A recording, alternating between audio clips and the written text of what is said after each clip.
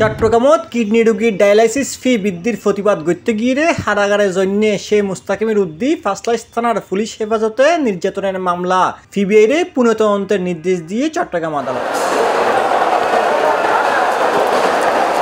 আগস্টের 29 তারিখ বৃহস্পতিবার ফাঁসলাইশ থানার সাবেক ওসি নাজিম গঙ্গের বিরুদ্ধে পুনঃতদন্তের নির্দেশ দিয়ে চট্টগ্রামের দ্বিতীয় অতিরিক্ত মহানগর দায়রা জজ আমিরুল ইসলামের আদালত সিআইডি রিপোর্টের বিরুদ্ধে আমরা নারাজি দিলাম, নারাজি খারিজ করে দিল করে পরে আর এই আদেশের বিরুদ্ধে রিভিশন করলাম আবার জজ করুন আজিয়া বিজ্ঞ বিচারকে আর দীর্ঘ শুনানির পরে আদেশ দিয়ে দিয়ে আবার পিবিআই এর তদন্ত করতে হই আর আশা করি পিবিআই একটা নিরপেক্ষ রিপোর্ট দেব। এরকম পুলিশ হেফাজতে নির্যাতিত অন্যে মামলা তদন্ত করতে নিরপেক্ষ কমিটি গড়িবার আহ্বান জানিয়ে এই আইনজীবী ও মানবাধিকার নেতা। পুলিশের বিরুদ্ধে মামলা তদন্ত করিবে আলাদা করে সংস্থা দরকার, এবার বিচার বিভাগীয় তদন্ত এইবার অন্য কোনো এজেন্সি হোক, এইবার মধ্যে কোনো পুলিশ দায়িত্ব হইতো না। পুলিশের বিরুদ্ধে অভিযোগ পুলিশে তদন্ত করলে আর নিয়ে বিচার পাইতাম না। সিঙ্গাপুর পুলিশের মতো বা উন্নত বিশ্বের মধ্যে যেসব রাষ্ট্রের মধ্যে পুলিশ নিরপেক্ষ তদন্ত করে এবং তদন্তের মধ্যে যদি ও গাফিলতি করে বা আলামত নষ্ট করে তাহলে ওর শাস্তি হয় আর এই ধরনের ব্যবস্থা চালু করা হবে। হৈরাক্ষী গেলদে 2022 সালের ডিসেম্বরের 10 তারিখ চট্টগ্রাম মেডিকেল কলেজ হাসপাতালত কিডনি ডায়ালাইসিস ফি বৃদ্ধির প্রতিবাদে রোগীর স্বজনকল আন্দোলন করে। 7 বছর ধরে নিজের মারে ডায়ালাইসিস গড়িয়ে মুস্তাকিমও সে আন্দোলনত অংশগ্রহণ করে। সে সময় ফাঁসলাইশ থানার ওসি নাজিম উদ্দিনের নেতৃত্বে পুলিশ আইরে আন্দোলনকারী সকলের উদ্দেশ্যে সরা হয়।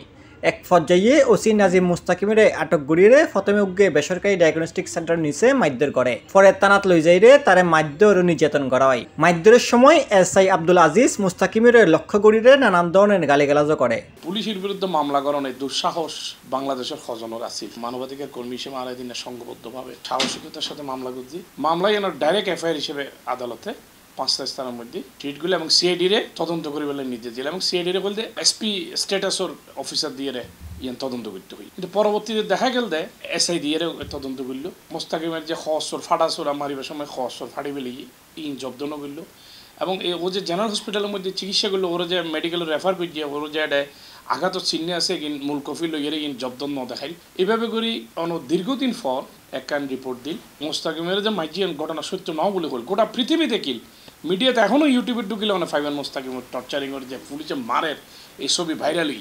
এই ঘটনাত উল্টো গ্রেফতার মুস্তাকিমের নাম উল্লেখ করিয়ে এবং অজ্ঞাত 50 জনের বিরুদ্ধে মামলা দায়ের করে ফাঁসলাইশ থানার উপপরিদর্শক মুস্তাফিজুর রহমান। সে সময় মুস্তাকিমের ফাড়ানো হয় হারাগারত।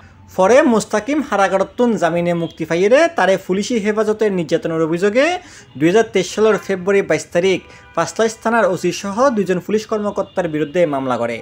এই মামলাত মুস্তাকিম ও তার পরিবারের নিরাপত্তা আর ঘটনাকান তদন্ত করতে সিআইডির নির্দেশ দেয় আদালত।